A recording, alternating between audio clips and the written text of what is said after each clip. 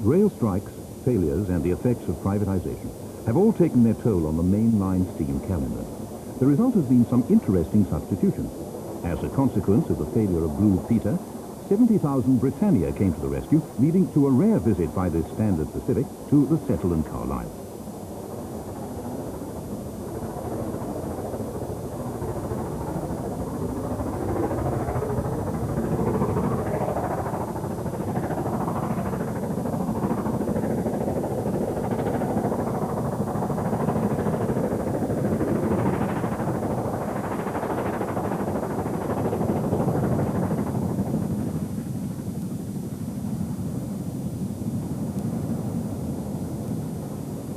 This is Steam Video 15, a video magazine for the steam enthusiast. In this issue, news with comprehensive coverage from the main line and the private railway scene. Today, there are just 3 former VR steam depots in preservation. Latest edition is Southall. We take a look at an emerging depot with an exciting future.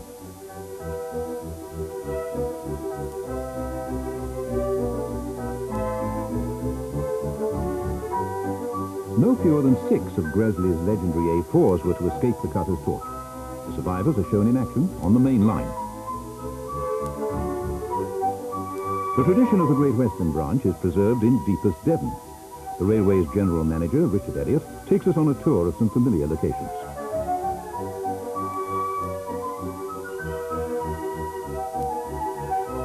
The power and the glory. Steam flat out at some familiar and some lesser-known locations.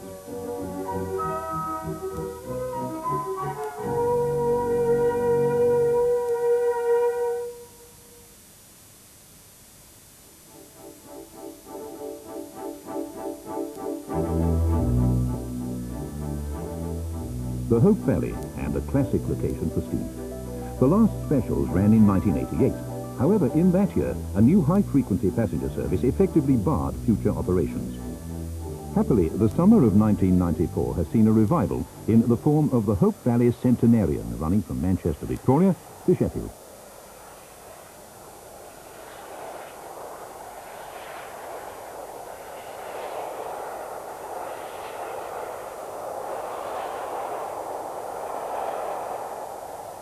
Motive power for a total of 2 return runs on the Sunday was originally planned for Jubilee 45596 Bahamas. Unfortunately, the loco was declared out of gauge by Railtrack. A substitute in the form of Black 5 44767 was even considered, despite the fact that the engine was over 500 miles away at Fort William. In the end, Class 2 Mogul 46441 was called in. Its reduced power output required a Class 37 banking at the rear.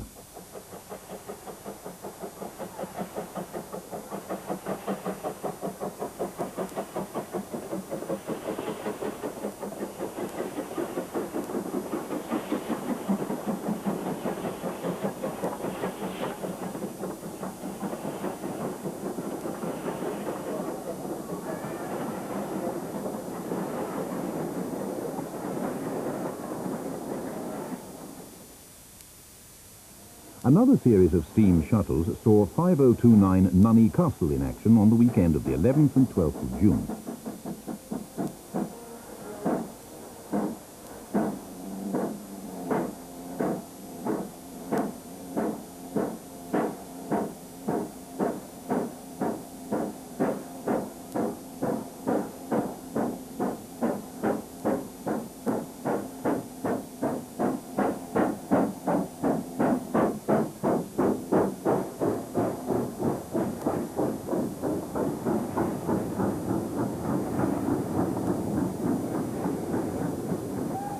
Marking the 150th anniversary of the Didcot to Oxford Railway, these specials were centred on Didcot Railway Centre, which hosted a 2-day gala with a number of resident and visiting engines in action, including King Edward I, Britannia, and 35005 Canadian Pacific.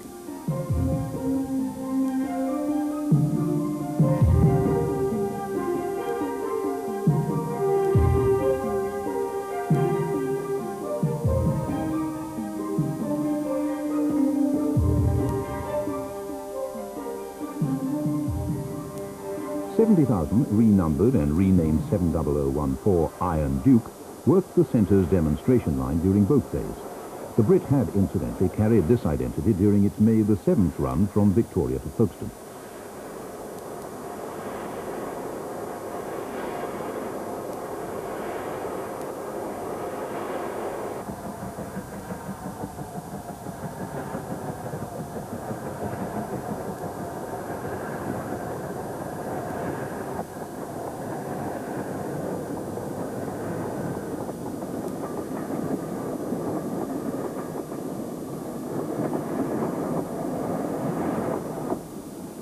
Several return shuttles operated each day behind Nunney Castle. The castle was destined to have a particularly busy summer of main line work.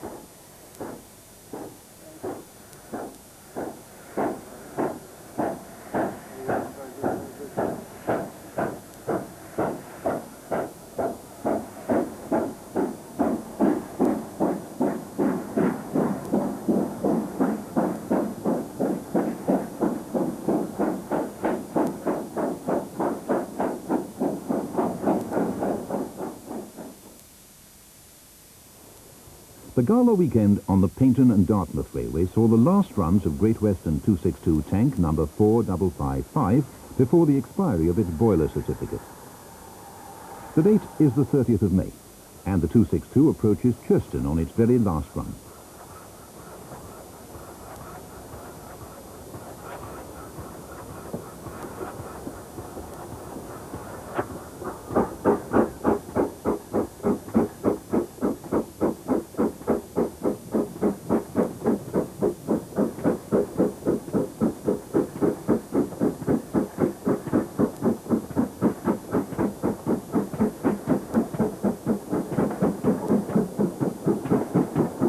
This loco is a veteran of the West Country's preserved scene, being among the first arrivals on the Dart Valley Railway in 1965. In contrast to the glorious weather of previous years, the LT events of late May were greeted by variable conditions. Operations over the weekend of the 21st and 22nd of May were held on the line between Watford and Amersham. The following weekend they ran from Harrow-on-the-Hill to Amersham.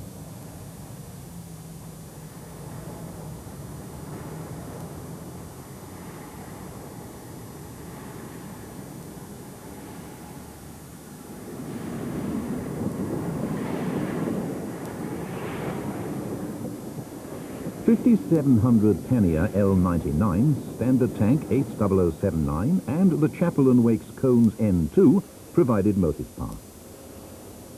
69523, recently restored on the Great Central Railway and painted in BR black, made its debut on London Transport Metals. The Midland Railway Trust's Class 20 was added to provide air braking, as well as extra power should the need arise.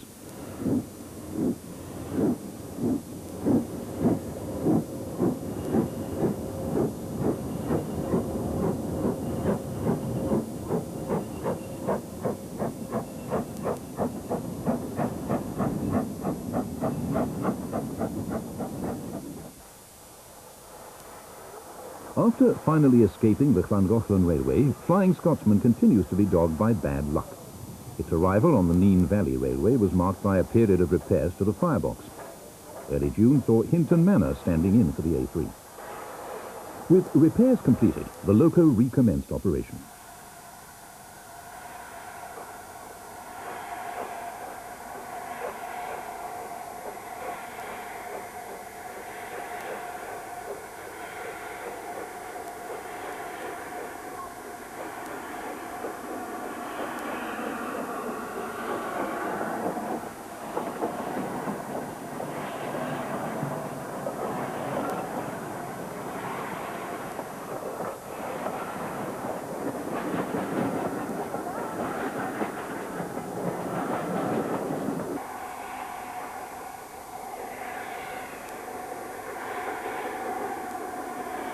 .60103's next port of call will be the Swanage Railway, where the loco is due to work from late July to September.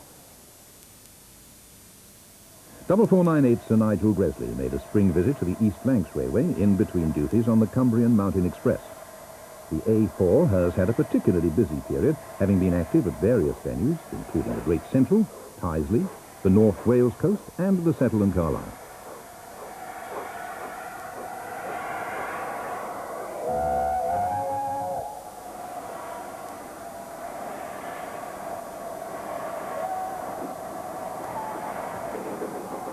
The A4 is believed to have travelled onto the East Lancs Railway via the Haywood link, although it returned to BR Metals by low loader.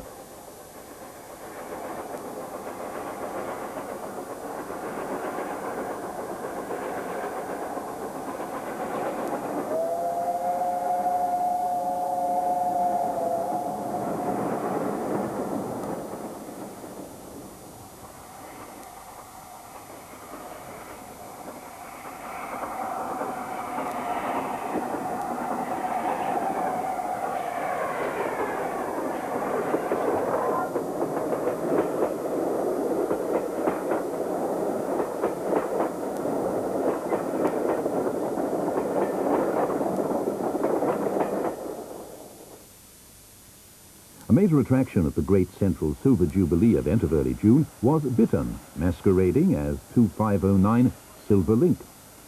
The A4 had been moved late in April by low loader from the Stevenson Railway Museum in North Tyneside. The loco is to be rebuilt over the next 2 years at Loughborough.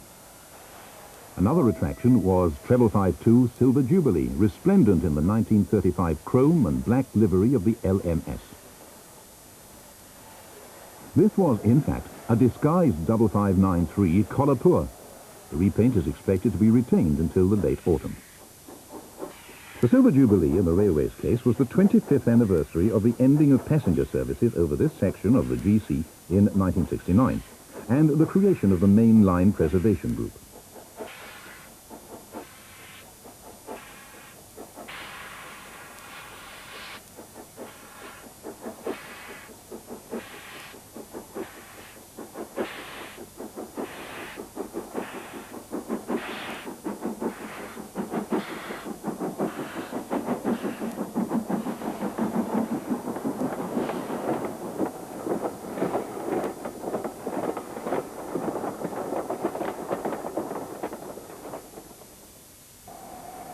Double 498 made the journey with support coach from Keighley to Doncaster on Friday the 8th of July in readiness for the works open weekend.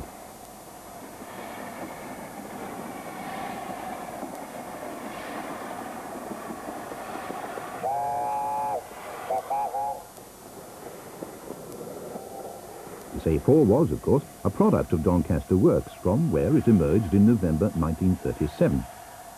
It was the 100th Gresley Pacific to be constructed, and was consequently named after its designer.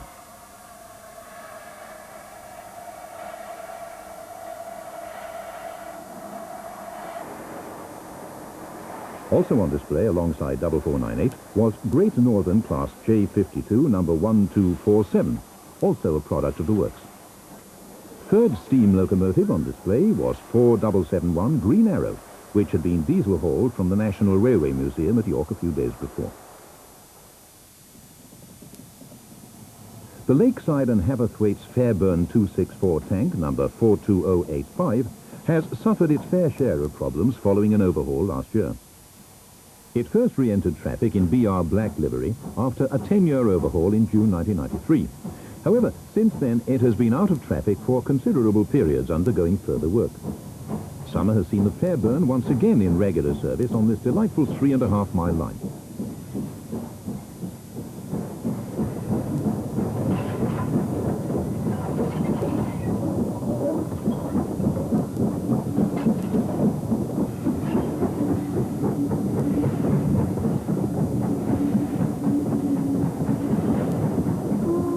We'll now take a look at the early summer's mainline steam workings.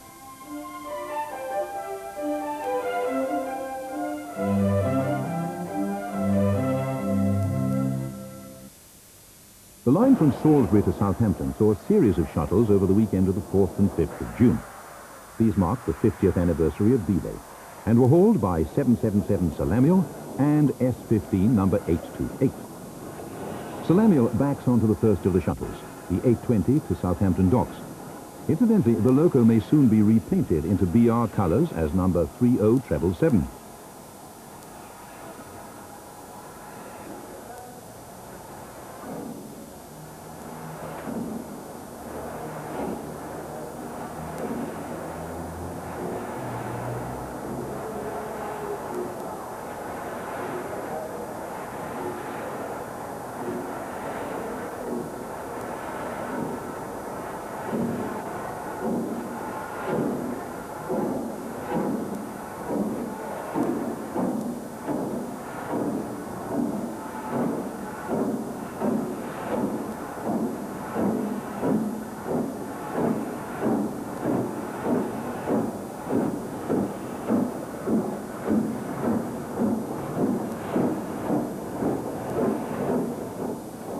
This departure finally broke 777's run of bad luck, which had resulted in all of her previous appearances on the main line being cancelled.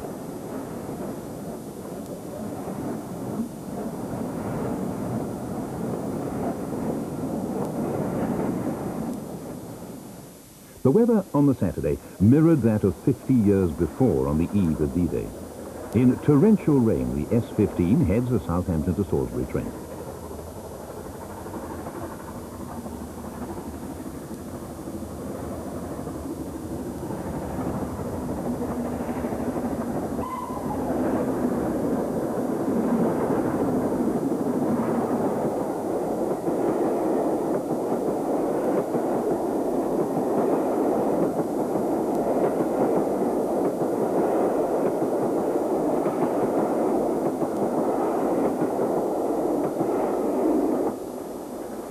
Moving to the western, and another mainline outing for 6024 King Edward I.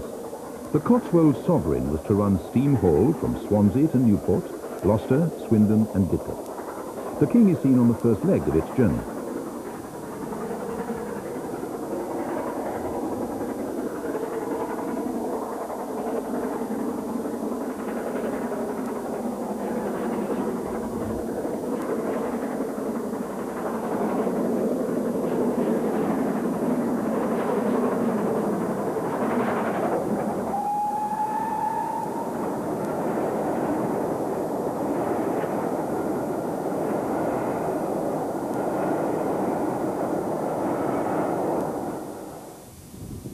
A season of the successful Cotswold Venturer Tours, inaugurated in 1993, started in June, powered by Nunney Castle on the Didcot, Gloucester, Oxford to Didcot circuit.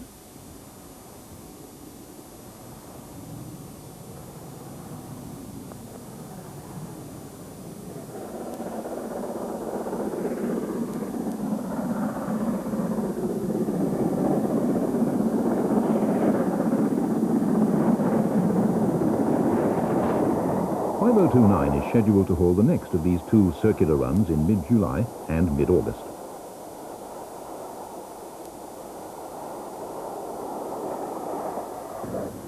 Britannia was scheduled to work the Cotswold circuit in July.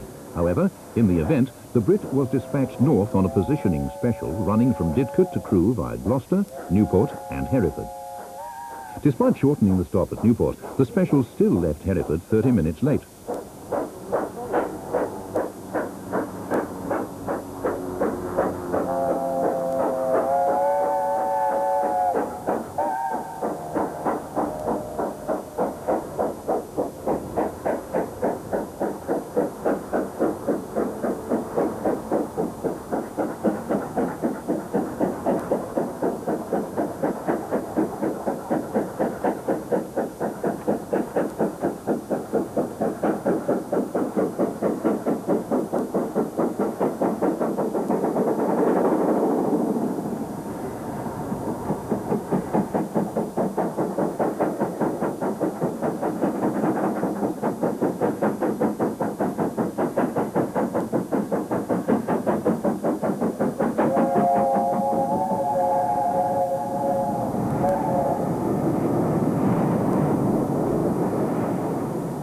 This special positioned the loco for a run to Holyhead a week later.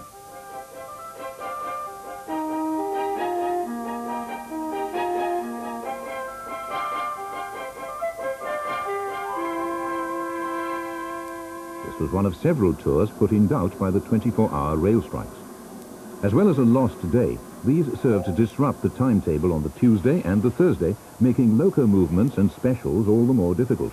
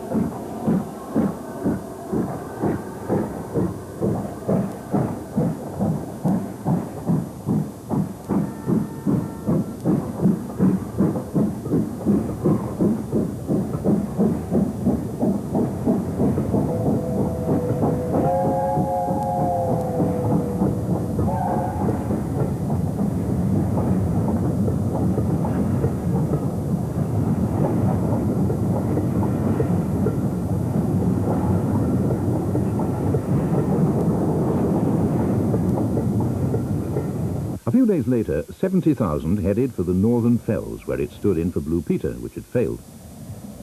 This is believed to be only the second occasion when this loco has worked over the Settle and Carlisle.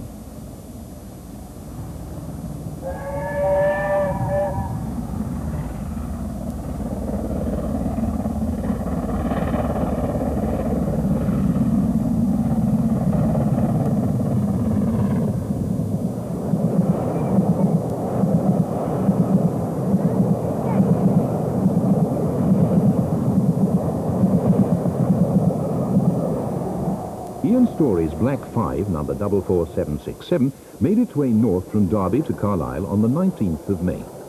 This run via Chesterfield and Leeds was the first of two positioning specials which would take the Black 5 to Scotland in readiness for a season on the West Highland Extension, together with K1 2005.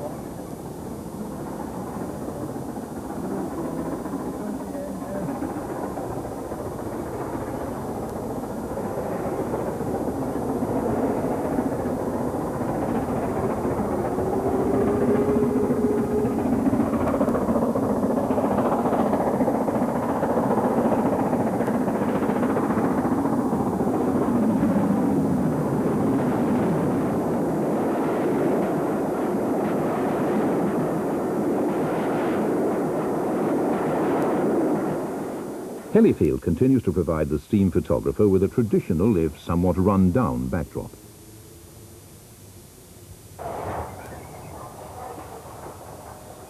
.46203, Princess Margaret Rose, made a northbound run over the Settle and Carlisle on the 21st of May, followed by a southbound run a week later.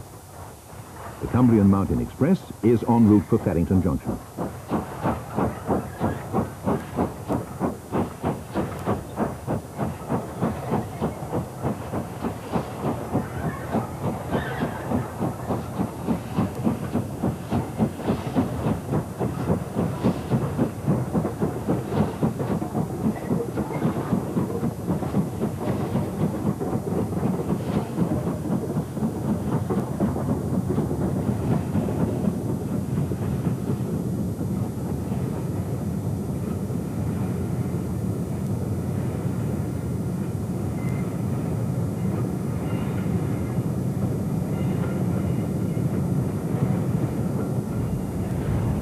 Following its spell on the East Lancs Railway, 4498 Sir Nigel Gresley made two trips over the Settle and Carlisle, operating a northbound Cumbrian Mountain Express in appalling conditions in June.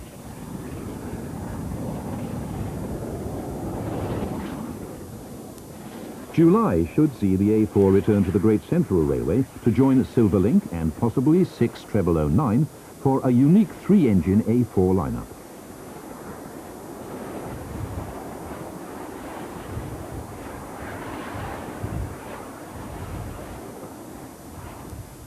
One of the most notable mainline runs of the early summer was made by Peppercorn K1, number 2005, from Darlington to Newcastle via the East Coast Main Line. This was to be the first time since 1975 that a scheduled steam run had operated over this route. A surprise unscheduled southbound trip from Newcastle to Darlington was made in 1987 by Green Arrow. However, most assumed that the coming of the overhead wires and catenary would banish steam from these classic locations forever.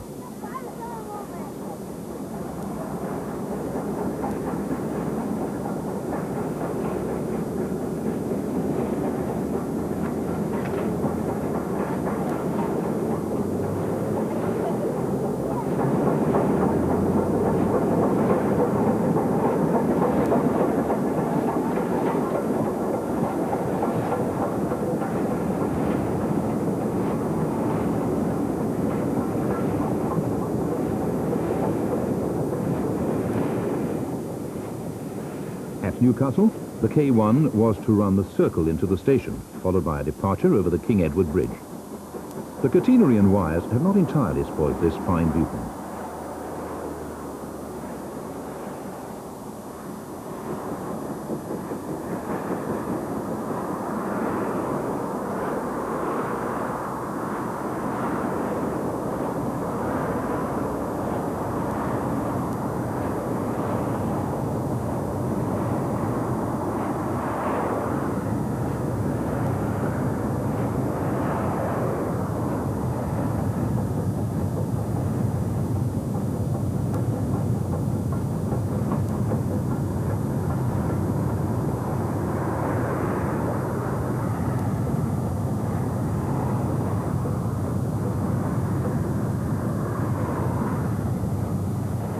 Here the train took the line to Carlisle, another route which has seen little steam operation in recent years.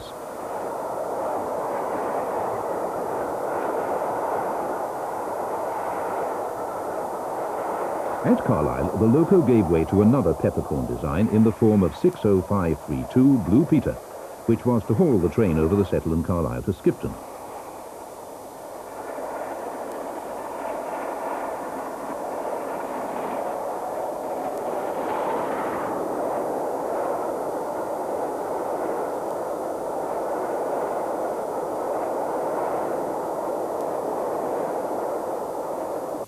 Early July saw the A2 once again in action over the Settle and Carlisle, this time working northbound.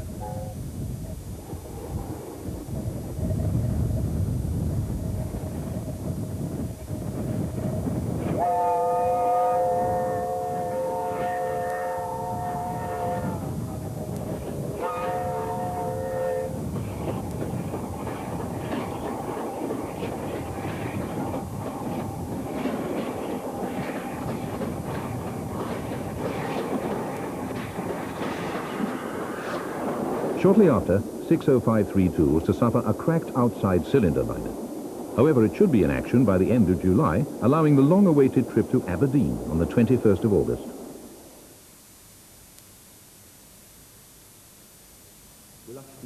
One year ago, the A1 Locomotive Group signed its partnership deal with Doncaster Council. July the 13th, 1994, marked another milestone when the construction of the locomotive finally started. The venue was to be a factory outside Leeds, just a mile from the A1's former stamping ground at Copley Hill Shed.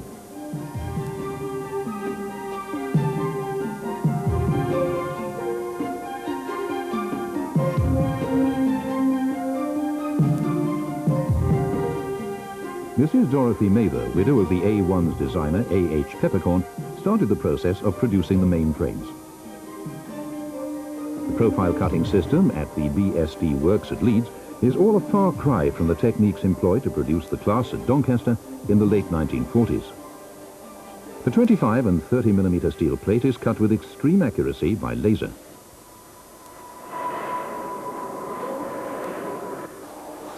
If all goes to plan, the A1 will be completed in the summer of 1998. We'll keep you informed as to its progress.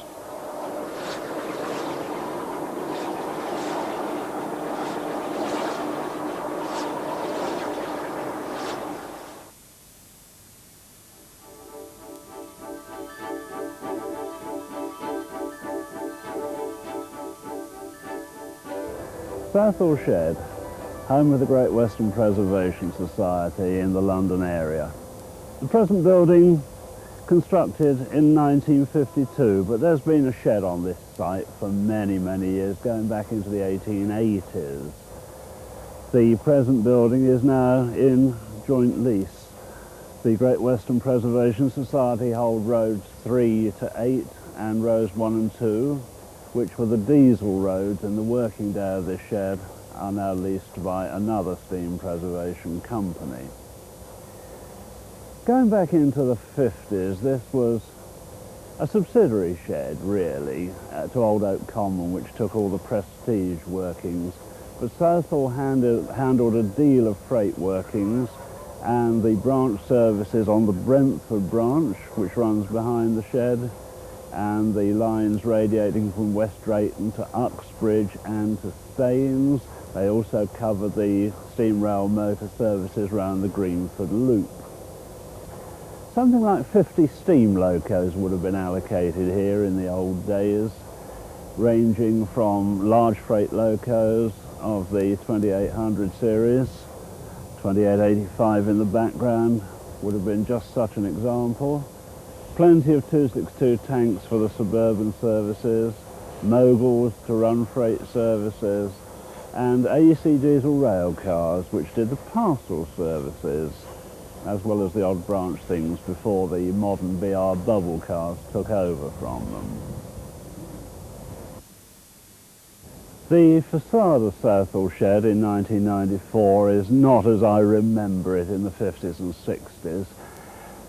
The front is more or less the same, but the great circular exhaust vents on the roof have gone. They were taken away about 1984, 1985 and replaced with a more modern form of extractor. Southall Shed building is not really typical of the average steam locomotive shed. This is a genuinely modern building, no more than 40 years old, and as we look around, safety boards over the inspection pit, something that would never have been found in a Victorian shed. A proper north light roof with the glass in position, safety walkways even for people to get up to it. In the old days, ladders were simply propped against overhead roof beams, and that was that. But here, proper, safe working access. The floor is amazingly clean. Your average steam shed would be at least 3/4 of an inch deep in oil and gunge. The pits would be full of dirty water, coal, oil, anything you care to name. This really is a gentleman's engine shed.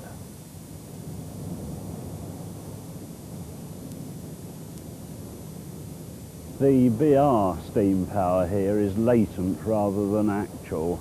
The Pannier 9682 is much in the condition in which it was removed from Barry.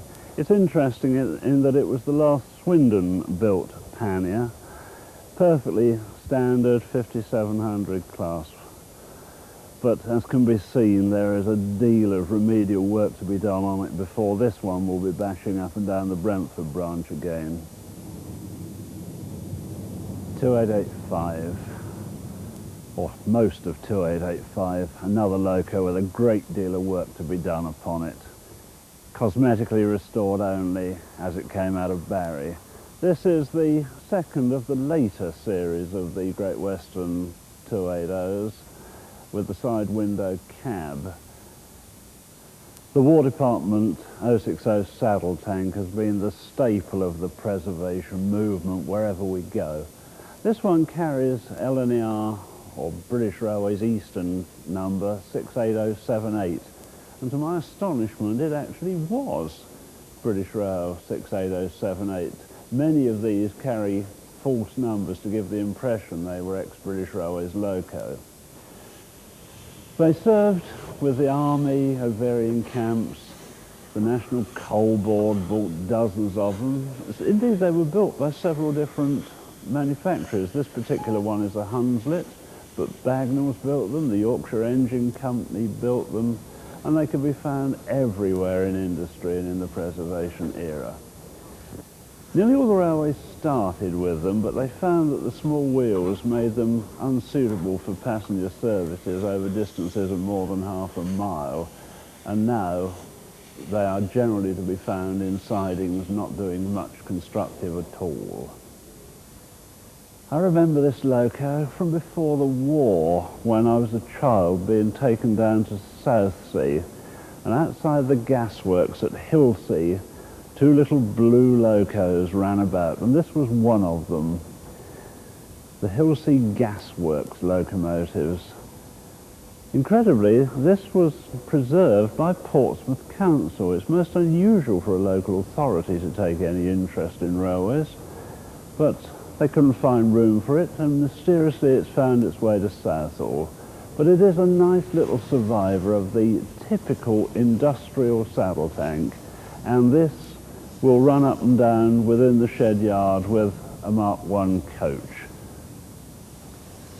The Preservation Society is hoping eventually to reopen services on the Brentford branch, which runs just outside the site. Initially, this have to be done with a Heritage 108 Class DMU, but there is talk that in the future steam services may once again run between Southall Station and the new end of the Brentford branch. The locomotive shed at Southall, home of the Great Western Preservation Society. This is the genuine British Railway shed of 1952, the coaling plant of 1884. This is a genuine attempt by a railway society to preserve a railway shed in working order in the Greater London area, and they deserve every credit for what they have done to preserve the fabric of our railways as well as the locomotives and rolling stock.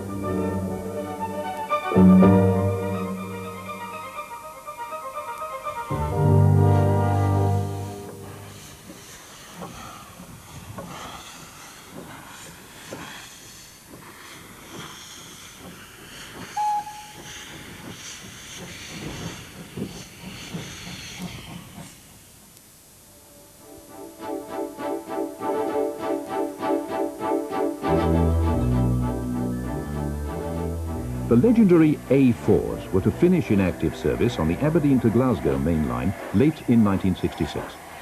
Here they distinguished themselves on the tightly timed 3-hour Glasgow to Aberdeen expresses. Of the 34 built, a total of 6 have survived into preservation. Of these, 2, 60008 and 60010, have emigrated to North America.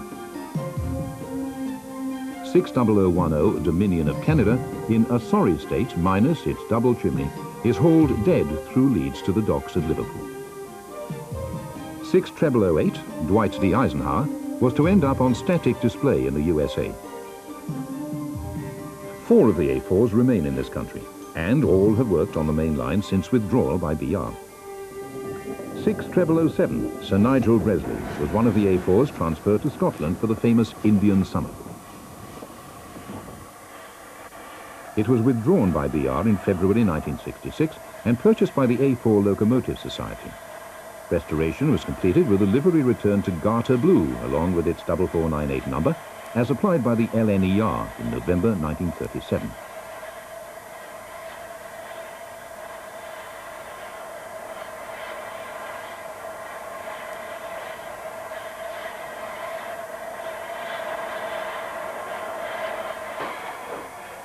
The locomotive saw extensive use on rail tours from 1967 on, seeing action as far afield as the southern region.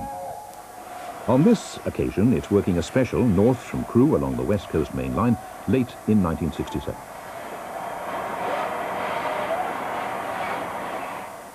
The Settle and Carlisle is a particularly familiar location for 4498.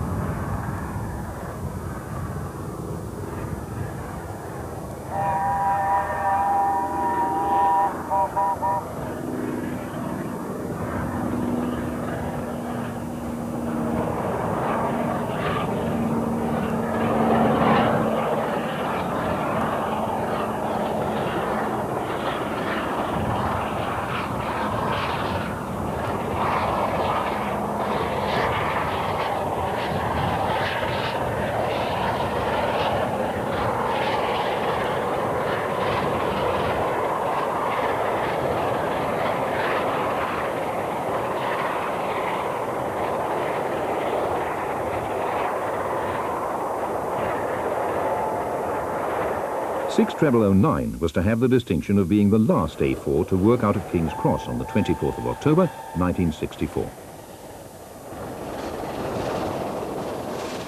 It was then transferred to Scotland. Withdrawal came in June 1966, and preservation by a group of businessmen headed by John Cameron came soon after.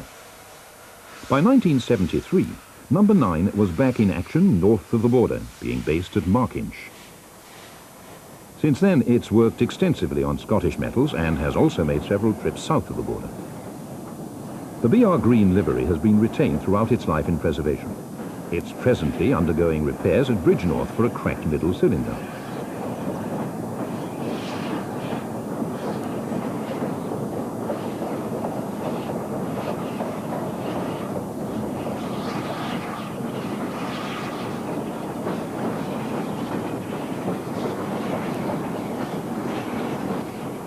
(60019) was, along with 60024, the last of the A4s withdrawn from service in September 1966. Soon after, Bittern was purchased by a private owner, and during 1967 became the star of several rail tours. Unfortunately, its career was short-lived due to a ban on such specials, and these tours finished later that year. With the exception of a run to Scarborough in 1973, the A4 has not been steamed since. However, in 1988, it was transformed into the long-departed 2509 Silver Link in its pioneer livery. In 2 years, the loco may once again become a mainline performer. In April, it was moved from Tyneside to the Great Central for an overhaul to mainline standard.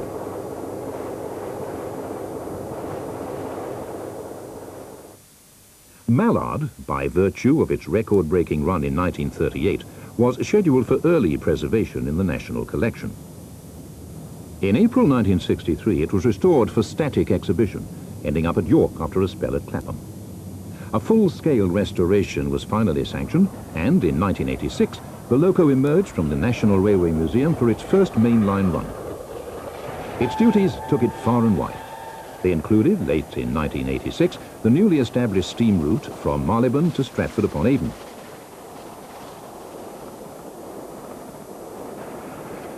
In 1988, Mallard was to work into Newcastle, its former stamping ground.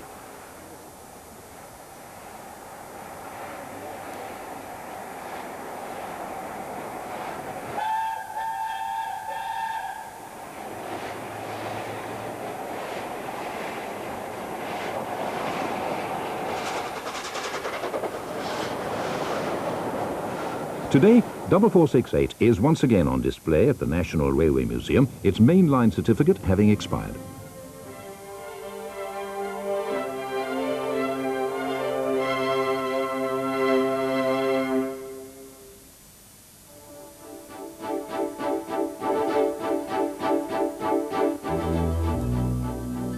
The rolling landscape in the shadow of Dartmoor once offered a classic location for some delightful Great Western branches.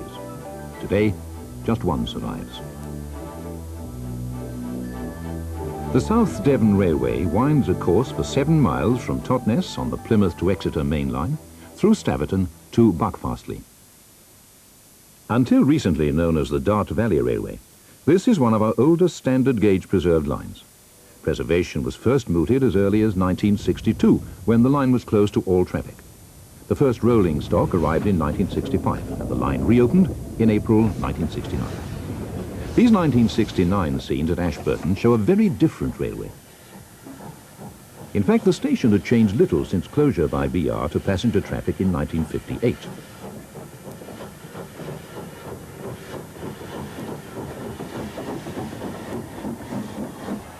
The area to the right is now the site of the workshops and yards. The area to the northwest of the station was destined to become the site of the A38 dual carriageway.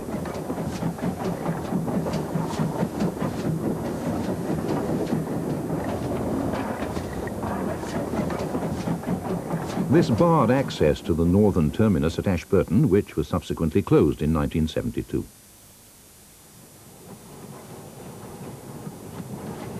Staverton has changed little since closure by BR. In 1969, it provided the railway with a classic former Great Western branch station.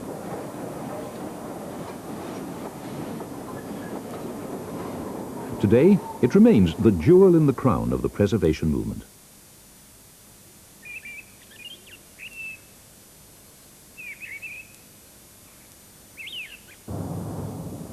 Next comes the junction with the main line, This is one of the railway's great achievements. It's built from scratch using buildings recovered from various parts of the former Great Western system.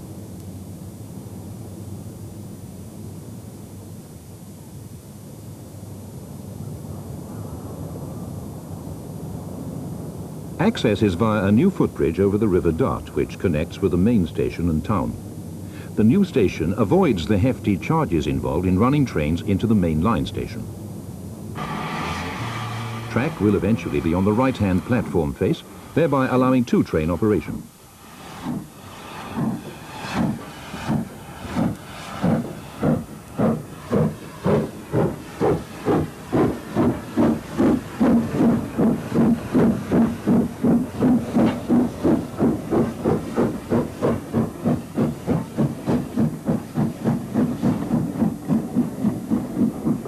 J94 Errol Lonsdale is from the Longmoor Military Railway.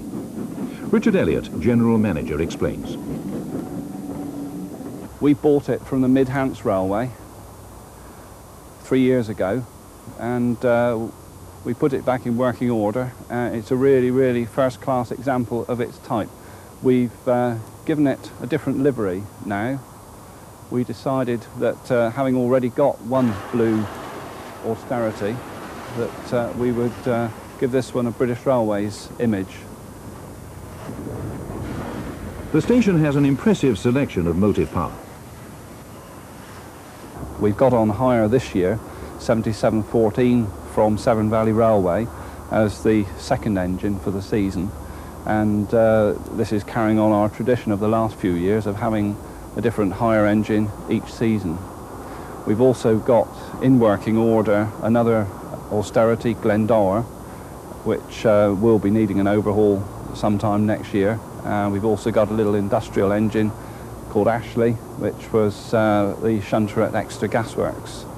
We've just recently bought yet another J94, which was Joseph from the Chatterley Whitfield Mining Museum, which unfortunately went into liquidation.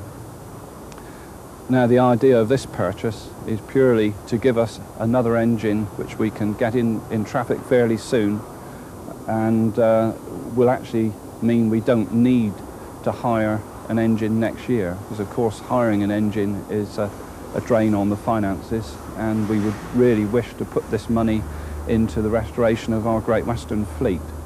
Now, the first of our Great Western Fleet to come on stream will be the 060 pannier tank 1369, which has been on the railway for many, many years. Hasn't been in steam since 1972, I think it was. And we're well advanced with the restoration of this locomotive now. And then there's a whole series more Great Western engines, including 1420 and 5526, all of which we want to get running to get the Great Western image back where we really want it.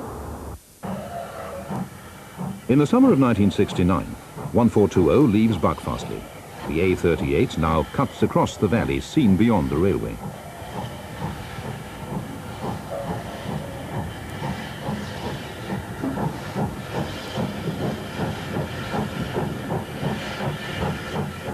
At this time, the track was still in place to Ashburton.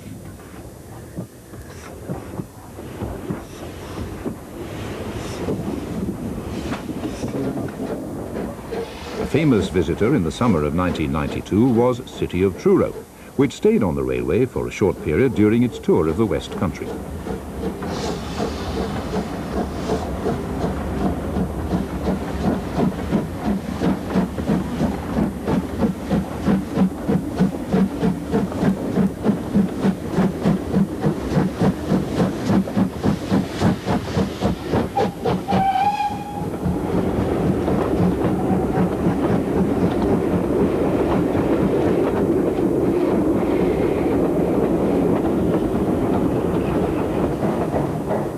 Another visitor was this 1600 pannier.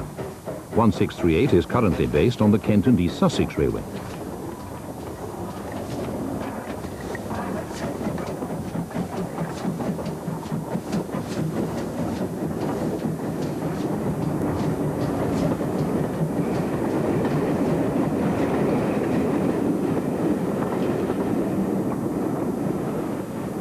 4500 tank number 4588 was once a regular performer on the line, but is now based on the nearby Paynton and Dartmouth Railway.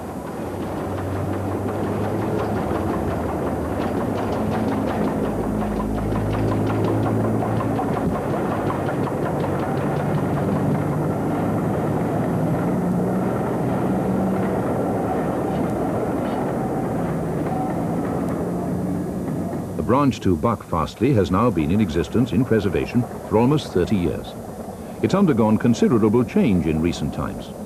Now known as the South Devon Railway, this delightful line in the shadow of Dartmoor is assured a bright future.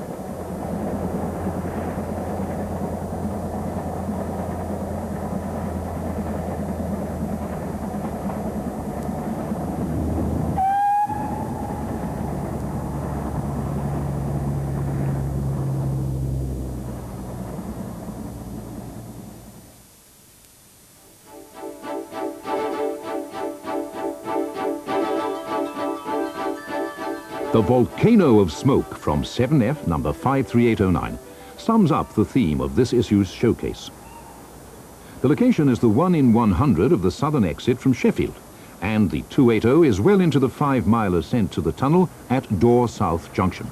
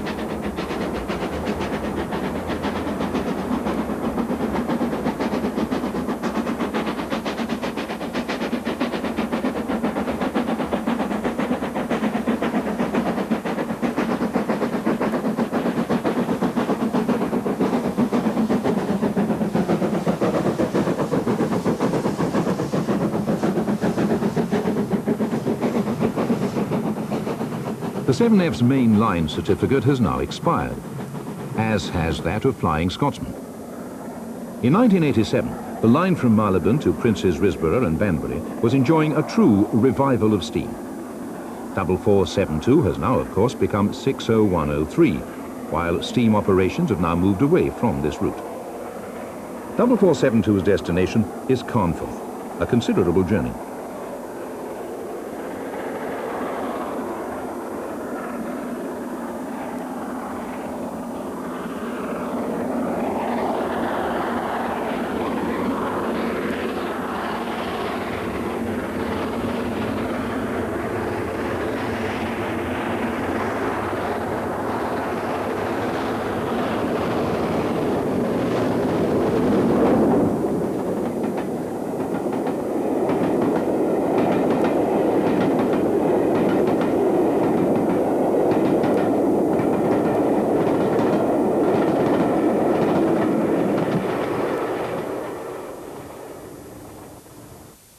In recent months, Britannia has undergone a lengthy positioning run from Didcot to Crewe.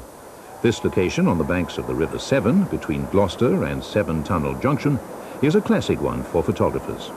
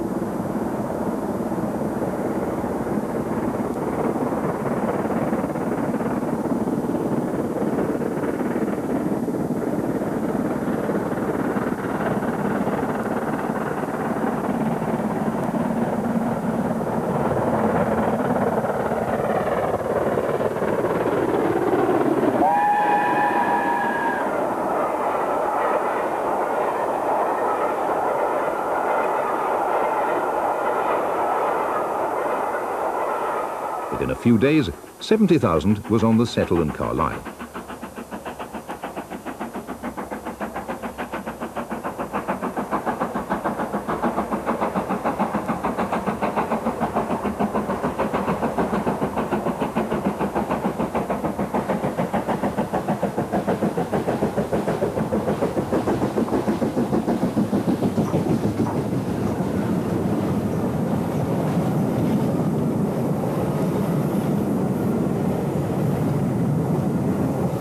From the mainline scene to a rapidly developing private railway, the East Lancs. Late May sunshine provided photographers with some fine views of the Crab and A4 Sir Nigel Gresley in action over the Whitsun Bank holiday.